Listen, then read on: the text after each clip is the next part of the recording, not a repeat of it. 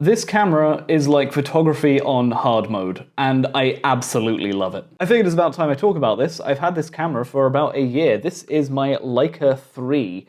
Technically this is a 3F, it has the red dial here, but I have reached out to Leica and they confirmed on an email by checking the serial number that it was originally manufactured as a 3C and then upgraded to a 3F, so I'm not really sure what to call it. It's a Leica 3, they're all basically the same. They didn't really change that much between the model numbers, so I'm just going to call it a Leica 3 and we'll call that a day. Now, as I was saying, I have had this camera for about a year, and originally I was going to make a video on it pretty soon, but I kind of just felt like I wanted to experience it a bit more first, kind of really get to know what it's like to use it on a fairly consistent basis. As it stands, this is currently my only film camera, and I chose to get this camera precisely because it is so difficult. Obviously, it's fully manual, as it should be from a camera from the 1950s. You have to set the aperture yourself, you have to set the shutter speed yourself. The shutter speed actually has a little trick where you have to wind on the film before you set the shutter speed, or you could permanently break the camera. So you've got to be careful when you're doing that. But more than just being fully manual in terms of exposure, it's also fully manual in terms of focus. The back window actually has two pieces of glass to look through.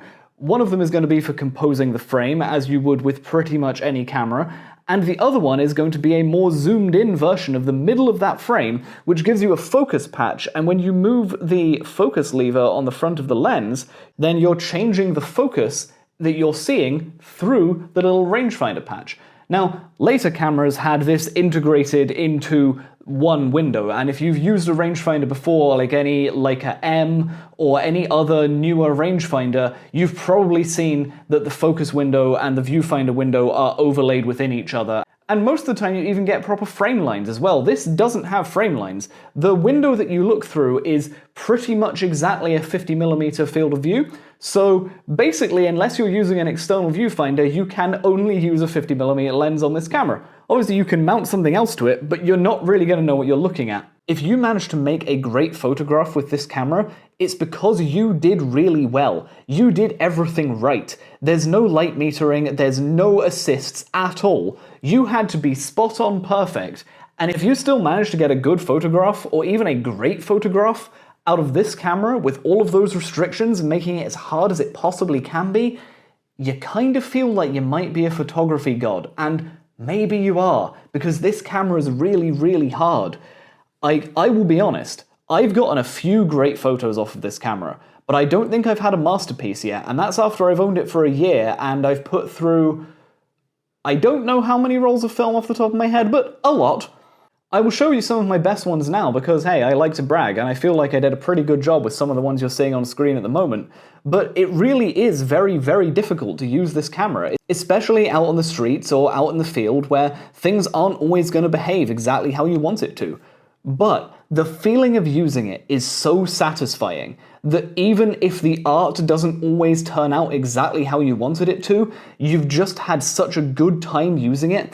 It's so tactile, it's so good in the hand, the dials and switches all feel great and super premium, and considering that it's from 1950, it still holds up exceptionally well. And there's one more thing we have to talk about, the look of the camera. It just looks absolutely amazing. There is a reason why every other film rangefinder for a really long time basically looks exactly like this one. And you're even seeing it today with modern digital cameras. I'm sure you can all think of a camera or two that has the same rough aesthetics of this one, and it's because they're all trying to be this. Leica got it right straight away. They designed something that's functional, that's beautiful, and that has really stood the test of time. And that is something to really be admired and really be respected. But anyway, that is more than enough yapping about the camera. Let's get some film put in it and let's go and take it for a little walk. We have a roll of Kodak Gold with us today, so that should be fun. It's a nice sunny day. We're going to go down to the beach. We're going to go to the dry cleaners first because I have to drop off a suit, so actually that will be kind of nice because that takes me on some side streets that you don't normally get to walk down. So that should be quite fun. But let's get this loaded, get out there, and I will catch you in a minute. Something I forgot to mention in the intro is that because of the age of this camera, you actually have to do a little process to your film first, which is to trim the leader. This is not that complicated, and there's plenty of videos out there telling you how to do it, and you can do it very quickly. Just with this particular roll, I haven't done it in advance yet, so just a little extra step of loading the camera. The first photograph that we saw was a seagull sat on top of those phone boxes. I thought he was quite cute, so I actually got two photos of him, one from a little bit further away, just in case I scared him off, but he's a brave guy, we didn't scare him off, so we got this one instead, which is also very cool. Walking down the road a little bit further, the first thing I saw was this guy on a ladder, and then when we finally got down to the beach, the first thing that I noticed was this nice inclusivity pride flag, which I always like to get photos of pride flags, and I always like to say this in all of my videos, that trans lives matter, and if you disagree, please get off my YouTube channel. Bye-bye. The beach had a lot going on that day, and the first people I spotted were a group of longboarders who were doing some tricks. I don't really understand longboarding. They did explain it to me a little bit, and we had a little bit of a chat, but I did my best to try and capture a few of the action shots anyway. I'm not super happy with these shots. I think I probably could have done better if I actually understood the sport a little bit more. I was just kind of having to react to what I thought they were going to do, which never is the best way of doing things, but I think they came out okay. And then a little bit further down the coast, I ran into some people practicing their basketball, and again I had a little chat with one of the guys playing and asked him to get some action shots, and he gladly let me, which just goes to show that most of the time, if you ask people for a photograph, if your camera looks cool enough, they will just say yes. A couple of people that I met on the beach did also clock that I had the Leica, which is another benefit of using it. It's a bit of a conversation starter. And the rest of the time that I was on the beach, I just spent walking up and down getting photos of some people, some ambience, some parasols, some sunbathers, and of course a little bit of the sea. I unfortunately didn't get POV footage of all of this, so I'm just gonna let this play over a montage. Enjoy!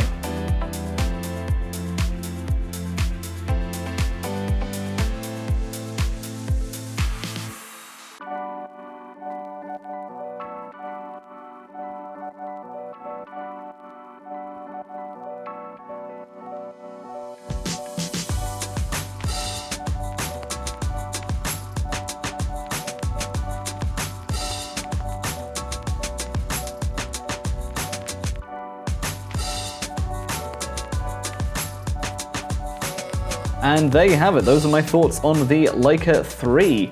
If you liked this video, a like and subscribe would of course be appreciated, and if you really liked it, then send it to 5 of your closest friends. It's like one of those chain mails, except there's like no negative consequences if you don't do it, but it would make me happy if you did, so go ahead. One thing that I do just want to end on is a lot of people will always ask whenever I make a video about a camera of like, would I recommend this camera?